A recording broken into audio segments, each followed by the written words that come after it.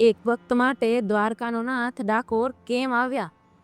ડાકોરના પરમ ભક્ત બોડાણા 72 વર્ષની ઉંમર સુધી હાથમાં તુલસીનું કુંડું લઈ પગપાળા દ્વારકા જતા. જ્યારે ઉંમરના કારણે ચલાતું નહોતું ત્યારે ભગવાને સ્વપ્નમાં આવીને કહ્યું, તું ગાડું લઈને આવ, હું તારી સાથે ડાકોર આવીશ.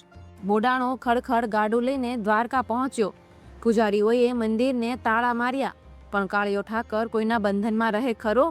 તાળા તોડી ભગવાન બોડાણા સાથે નીકળ્યા. રસ્તામાં ભગવાને પોતે ગાડું ચલાવ્યું અને એક જ રાતમાં ડાકોર પહોંચ્યા. જ્યાં ભગવાને લીમડાની ડાળ પકડી ત્યાં આજે પણ લીમડાની એક ડાળ મીઠી છે. દ્વારકાના પૂજારી પાછળ આવ્યા ત્યારે ભગવાને મૂર્તિ ગોમતી નદીમાં પધરાવી દીધી. ક્રોધિત પૂજારીઓએ બોડાણા પર ભાલાનો પ્રહાર કર્યો અને બોડાણાનું મૃત્યુ થયું. પૂજારીઓએ શરત મૂકી, જો મૂર્તિ જોઈતી હોય તો તેના વજન જેટલું સોનું આપવું પડશે. ગરીબ બોડાણા પાસે સોનાના નામે માત્ર પત્નીની એક નાનકડી વાળી હતી, પણ જેવી એ નાનકડી વાળી ત્રાજવામાં મૂકી, ભગવાનની મૂર્તિનું વજન તેના બરાબર થઈ ગયું. આમ ભક્તિને વશ થઈ રણછોડરાય હંમેશા માટે ડાકોરમાં વિરાજ્યા. આવા જ બીજા ધાર્મિક વિડીયો જોવા માટે અમારી ચેનલને સબસ્ક્રાઈબ કરો.